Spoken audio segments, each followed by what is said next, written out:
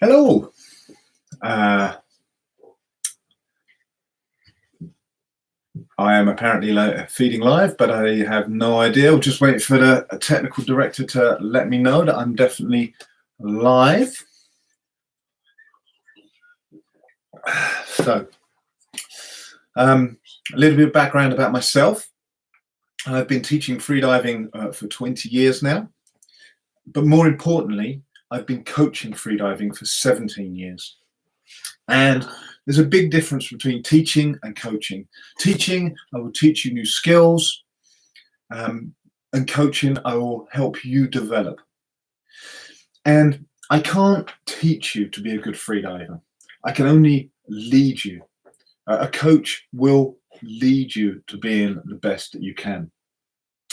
As a coach, I have coached 5 world records and 15 national records and helped 18 of our club members go to the World Championships. But I'm more proud of the fact that we've got hundreds of people in the water, thousands of people who've tried freediving with us.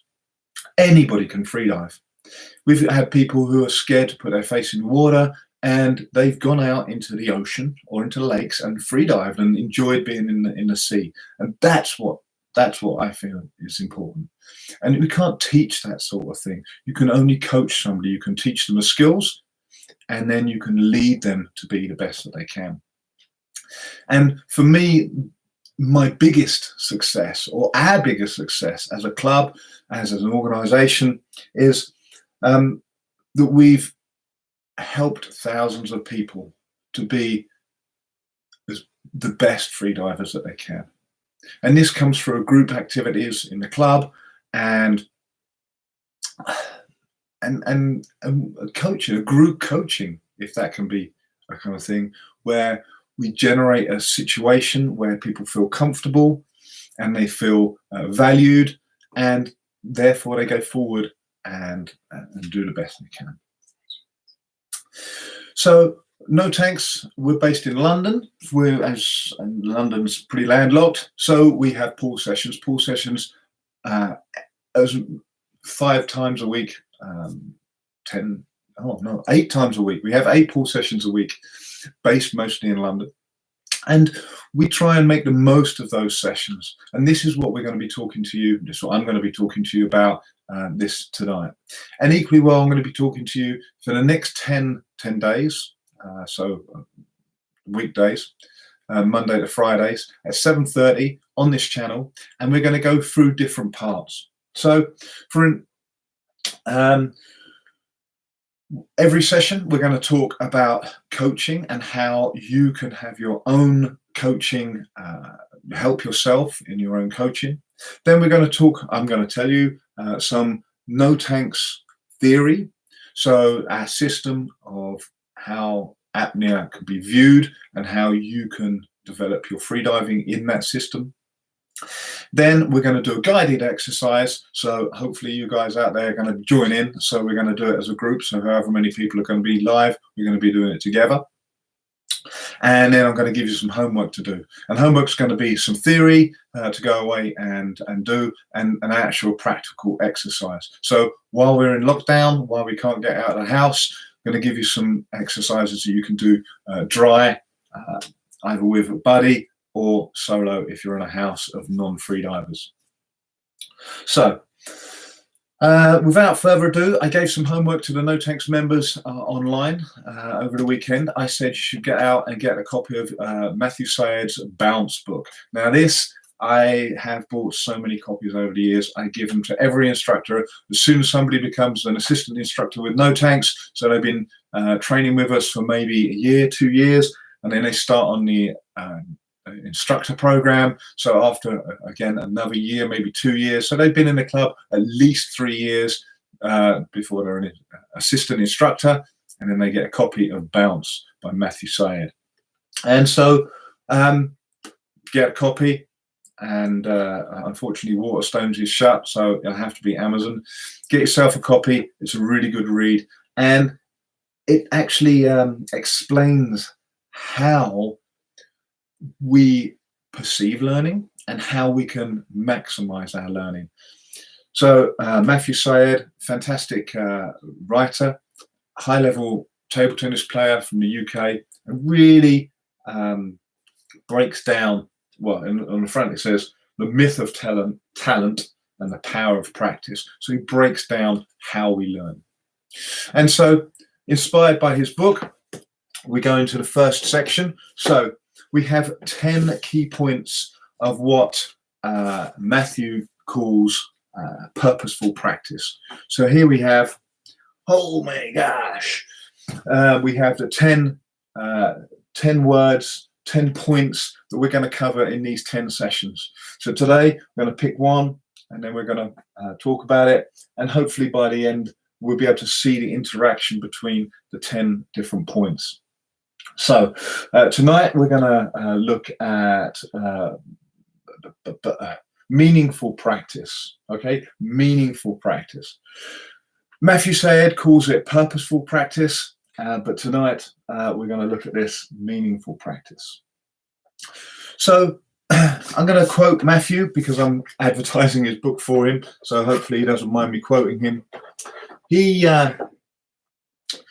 gives an example of driving a car. Now, he says he's been driving his car for roughly 12,000 miles a year for 22 years. That's 264,000 miles he's driven.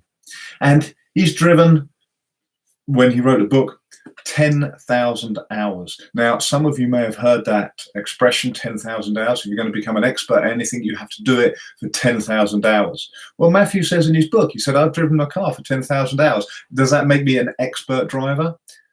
Is he a world-class driver? No, he's not. He says in the book, he's probably got worse habits than when he started and has less knowledge than when he started and took his exam. So why is that? He's done his 10,000 hours. Why is he not a world champion rally car driver? And that's because when he's driving his car, he's doing it on autopilot. He's thinking about dinner, and we all do it. You listen to the radio, you're chatting to the person next to you. You're not actually practicing driving. You're just driving. And we've got to take this idea into our freediving.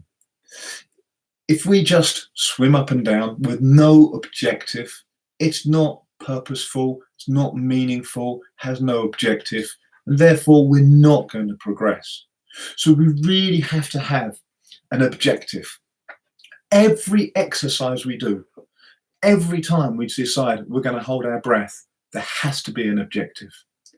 Every session that we go to, there has to be an objective. Every week, we want to have an objective. And if we're going to train seriously, we want to take our training diaries, which clearly everybody has a training diary, because I keep saying it to every session. You're going to have a training diary, and you're going to write in that diary, this month, I am going to have an objective, and state what that objective is. And it could be learn more.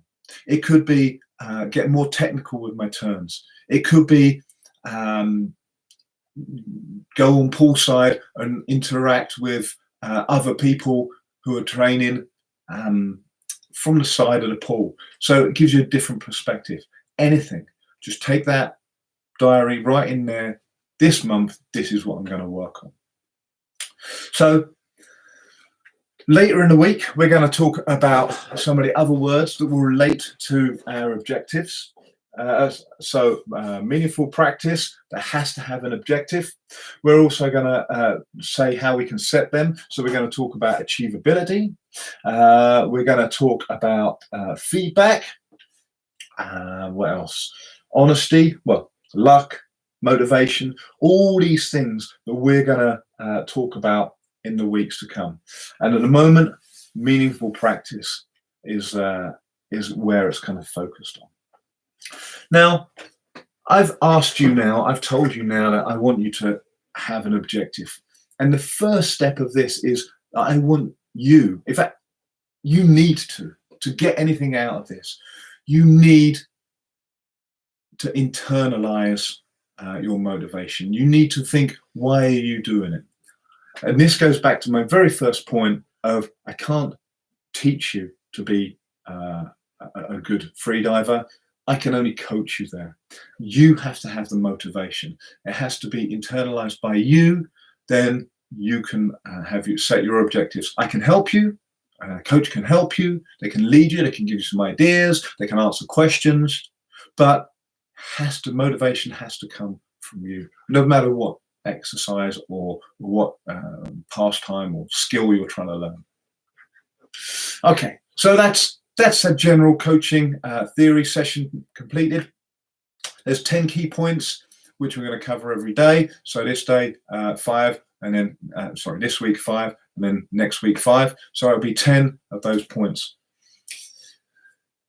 Second up, we're going to be doing the NoTanx. So we're going to be looking specifically at freediving. We're going to break down freediving into 10 aspects. So NoTanx, the NT style, breaks down freediving into 5 areas. So we have mental, physical, adaptation, breath hold, and technique. Each of those areas, they split down into 2 aspects. So mental, we have before and during. Physical, we have cardio and specific. Adaptation is stretch and depth, and breath hold is stressed and unstressed, and technique is methods and equalization. Now, we're going to be putting this up. I'm going to edit out all the ers and stutters. I'm going to edit them out, and it's going to go up live. It's going to go up later, and definitely not live.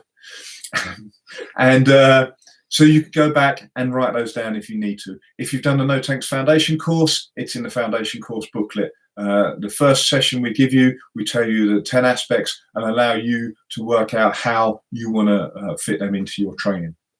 But tonight, I'm going to go through the idea of mental during. So you have mental before and mental afterwards. Mental before, we'll talk about maybe tomorrow.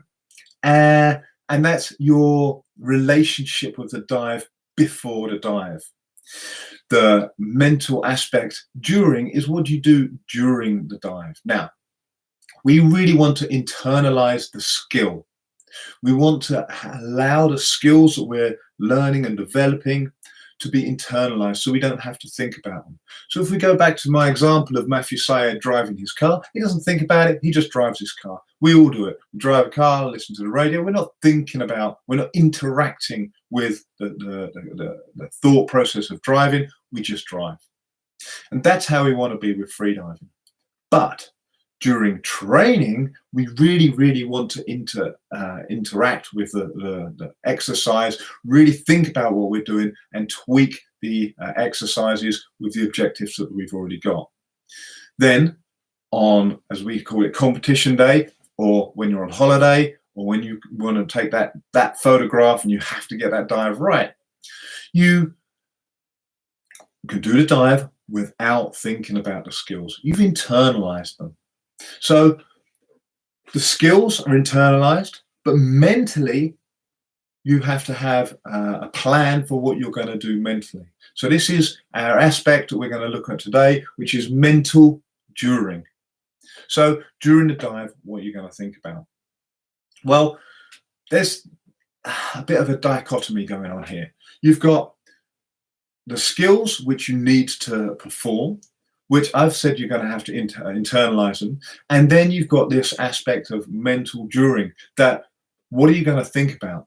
And I've just told you that you don't want to be thinking about the skills. You want to have them internalized. So we have to have something else to think about. Having said that, during any dive, things can go wrong, things can change, okay? And you may have to, as we call it in NoTanx, wake up, perform something, a skill that you've already learned, change the dive, decide, do something else, and then go back to sleep. So knowing the skills inside out and knowing when to pull them out and use them is super important, as well as the ability to turn your brain on and off. So let me give you an example. You're swimming down and you're on a rope and the lanyard suddenly just catches. Chink. Now, if you're asleep, if you're in your sink phase, if you're falling, and you're going free fall and click, it clinks, you need to wake up, assess the situation. is this lanyard tangled, or is it just to go over a knot, or is a barnacle or a fish, I don't know, stuck to the rope that the lanyard's just gone over? You need to assess it. Look, oh no, that's fine. It was just a barnacle. It's fine. Make the decision to continue, then go back to sleep and get back into the free fall. Your ability to turn on and off, we can practice in a swimming pool. Your knowledge of the skills and the techniques you need, we can practice in a swimming pool. And the things you're going to think about when you're diving, we can also practice. So your homework tonight is you're going to look up, research, just take the first steps into meditation. Now, I'm not going to suggest that we should all learn to meditate at a high level, but we need to know the principles of meditation. So when we're meditating, we have different states or different types of meditation. We have distractions or non-distractions, kind of relating them to freediving. So maybe you like meditating with some sort of distraction, some external distraction. Maybe you like meditating with no distractions, but you want to be internalized. You may want to internalize and actually have a thought, a thread. Okay, you may just want the mind to wander. And so I want you to go away and for your homework, just look into the very basic levels of meditation. Hopefully, in the coming sessions, we'll be able to speak to a meditation teacher, and they can kind of give us a little bit more information deeper into that.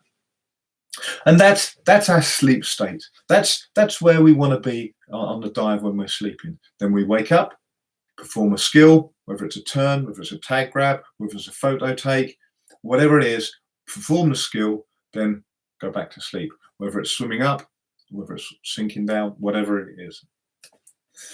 Okay.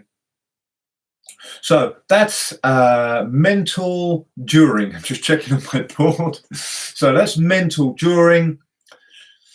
One of the 10 aspects of freediving that we can train, and that we specifically train in NoTanx. Okay, so I think this is the one this is the part that everybody's been waiting for. We're going to do a guided exercise. So as a group, so there's 30 odd people live and some people are going to be watching it later. We're going to do this together. So I'm just going to tell you what to do, let you join in, and see how you feel. So what we're going to do, we're going to do a visualization. We're going to do a visualization through, and I'm going to pick a very specific situation. It's a competitive style freedive. And the reason I've picked this is because there are very specific things we need to do. And I'm going to go through them one by one. And we're going to visualize them. Now, this is a beautiful, beautiful technique, which I teach students, and I encourage people to do them, to do this exercise in different situations as they progress up through their levels of diver. You can use it in loads of situations. So my personal favorite is I like doing visualization walks. So every time I take a step, every time my right foot hits the floor, I step on one extra movement, one technique, one thing to do. So as I'm walking along, I'm thinking every step, the next activity, the next technique, the next technique, the next technique. I'm not holding my breath. It's not a breath hold activity. It's a theoretical visualization of a dive. Now, the joy of this is, as you do it, you will forget something. And when I'm talking you through it now, I guarantee I've not got anything written down, so I guarantee I will forget something. So in the comments below, make a comment. What did I forget?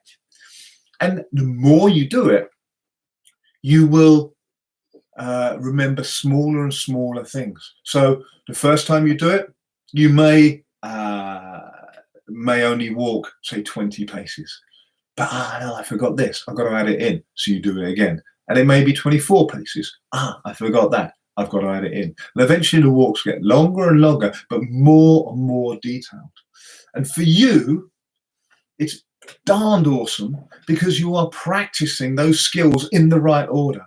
And you have an opportunity to fail. So you may forget one, but that's fine. The feedback is that you forgot it, and then you can do it again.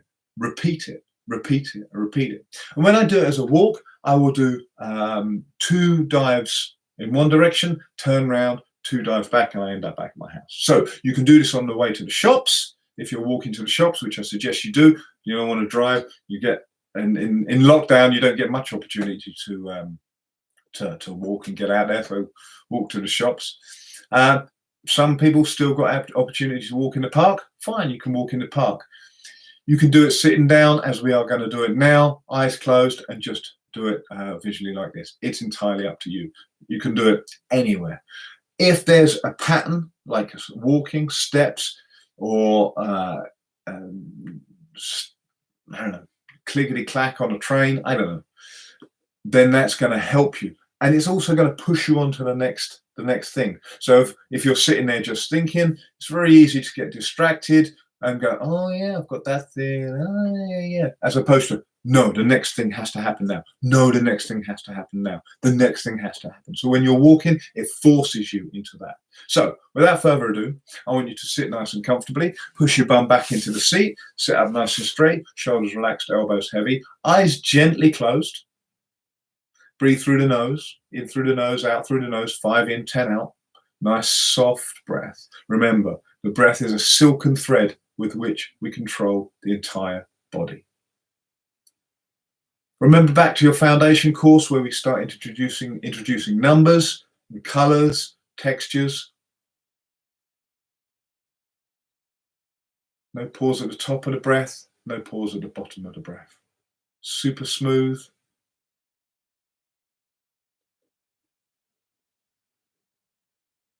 And I'm just going to talk you through one dive.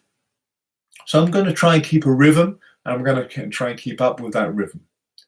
And it's not a breath hold activity, so you are just, in your mind, visualizing each of these steps.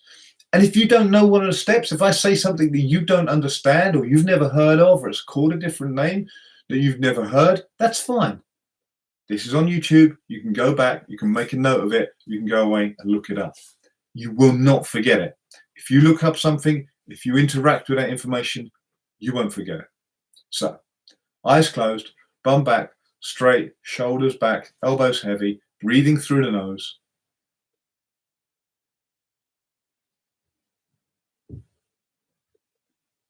we're breathing in, 2, 3, 4, 5, and breathing out, 2, 3, 4, 5, 6, 7. Pulling the belly back, 8, 9, 10. And we're on the rope, holding ourselves up high, and we're doing this breath. So visualize yourself on the rope, out, 2, 3, 4, 5. Pulling the belly back, 6, 7. We're really doing this breathing, but we're visualizing being on the rope, and we blow the candles, 2 candles, 3 candles. Take a large deep breath in, lay flat on the surface, do a duck dive, and we kick once, twice, 3 big hard monofin kicks. That's 6 kicks. So we go back to a perfect kick, 2, 3, 4, 5, 6. Then we soften the shoulders for a French, 2, 3, 4, 5, and that's 6 French kicks. Then we break position, so hands beside us, and we start sinking. In your mind's eye, tuck your chin in, keep the crown the highest point of the head, and the spine nice and straight. And we're sinking, and we're going to hit the bottom. Left hand grabs the rope, right hand grabs the tag, big tug to straighten the legs below us, and kick. Arms above us, 2 big powerful kicks, 3, 4, 5, and 6. Now we're going to 6 perfect, 2, 3, really allow the chest to go, 6, and then soften the shoulders. We're going into French, 3, 4, 5, 6. Then we can soften. If you want to bring your arms down, it's entirely up to you. As we see the safety diver, we're on the 4th, 5th. We're just starting to float now as we come up, and we grab the rope higher, nose clip, goggles, make the sign to the safety diver, say I'm okay, and breathe. Recovery breath 2, recovery breath 3. And just think about what we've just done. In your mind's eye, you're still hanging on the rope, waiting for your white card. Gently open your eyes. You don't need to do the full palm. Bring yourself back, because we're only doing this once. We're not doing a full session. Gently open your eyes and come back to where you are. So there's an example of a visual dive. Now, it felt rushed. I felt rushed. I was doing it. I've done this before hundreds of times, but I felt rushed. I'm doing the glide, and what's coming next? Oh no, I've got to grab the rope, and I've got to tell the people that they're going to grab the rope, they're going to do a turn. I felt rushed. So what you can do is just break them down into smaller parts. Don't write them down. The whole point is that you can memorize them. And I know I got it wrong. I say, put in the comments what I got, which bits I missed out, and do it again. It's not meant to be perfect. It's meant to be a guide for you to go through the steps of the dive. Anyway, I hope you enjoyed that. I hope you're going to try it again over the next couple of days. So the last thing I'm going to do, I'm going to give you some homework to do. So I said earlier that I wanted you to look up meditation. So the first steps in meditation, look it up, Google it, pull out your yoga books, and just look up a few words about meditation. Okay, and I'd like you to come back onto this video when it goes up live and put in the comments 3 words that describe meditation that you found that mean something to you. Just 3 words, no explanation, just 3 words about meditation that you have found when you've gone away and done some homework. If Sophie's watching, you don't have to look it up. We know you know. Put down 3 words that what meditation means to you. No explanation, just put it in the comments. That'd be great. And then we've got a lazy tables. So if you haven't got a lazy table PDF, find me on Facebook and message me. I'll send out the PDF. I'll also put some links in the comments when this goes out on YouTube. So lazy tables. I want you to try lazy tables twice tomorrow. Okay. If you're not going to work, if you're locked in the house, you've got plenty of time to do it. You could do it 3 times. You could do it in the morning, middle of the day, in the afternoon. Don't forget to come back at 7:30 for the next of these. Okay, so lazy tables, and give it a go. Just give 2 lazy tables. They're really soft. For me, they're the best breath hold. The best breath hold training. And bring a balloon tomorrow. Get yourself a balloon, preferably a latex balloon. If you're a NoTanx member and you've got an ETT, bring it along. We're doing ETT tomorrow. So that's it. I'm just looking over. Have I missed anything? No plastic balloons. Yeah. So latex balloons, biodegradable balloons. Don't go buy a balloon. Find one. Don't bring a balloon into the world. Find a balloon. Well, you might not be able to buy one because you might be locked in your house. But anyway.